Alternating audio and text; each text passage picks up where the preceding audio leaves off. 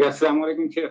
وعلیکم السلام ورحمۃ اللہ وبرکاتہ. یہ آخری فرسٹ پہلا 10 جو ذی الحجہ کا دن ہے، دن یا رات اس سے مراد ہے؟ کیونکہ والفجر ولیال عشر اس میں تو رات ہے وہاں پہ. اور دوسرا کہ یہ رمضان سے زیادہ مطلب معتبر ہے. یہ بات گزر چکی ہے، ہم نے 1 گھنٹے جو گفتگو کی ہے اس میں یہ ساری تفصیل ہم نے بیان کیا ہے، اور علماء کے اختلافات بھی ہم نے بیان کیا کہ بعض علماء یہ کہتے ہیں کہ یہ رمضان کے آخری 10 دنوں سے بھی افضل 10 دن ہیں.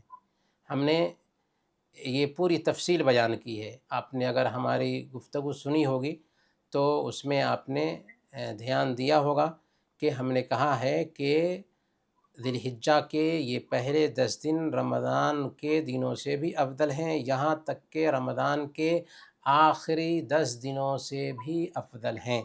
شیخ الاسلام ابن تیمیہ رحمۃ اللہ علیہ نے ایک آپشن یہ نکالا کہ رمضان کے آخری 10 دنوں سے تو ذی الحجہ کے پہلے 10 دن افضل ہوں گے، لیکن راتوں سے افضل نہیں ہو سکتے. کیوں؟ اس لیے کہ انہی راتوں میں سے ایک رات میں لیلۃ القدر ہوتی.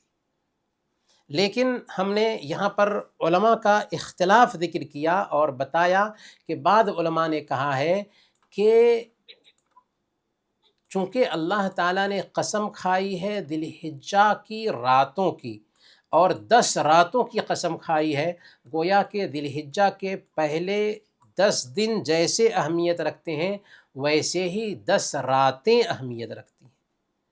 لیکن ہمیں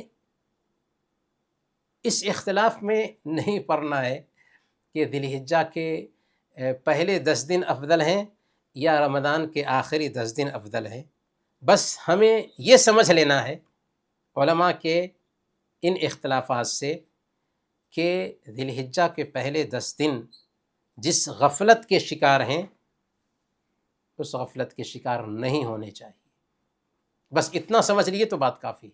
یہ بات سمجھ میں آ گئی کہ ہم ابھی ذی الحجہ کے جو 10 دنوں میں داخل ہونے والے ہیں یہ 10 دن سال کے سارے دنوں میں سب سے افضل ہیں. جی یہاں تک کہ رمضان کے پہلے عشرے سے بھی، جی یہاں تک کہ رمضان کے دوسرے عشرے سے بھی، بالکل تمام جی یہاں تک کہ رمضان کے آخری عشرے سے بھی. جی نہیں قدر کے رات سے بات نہیں، باقی سب راتوں سب.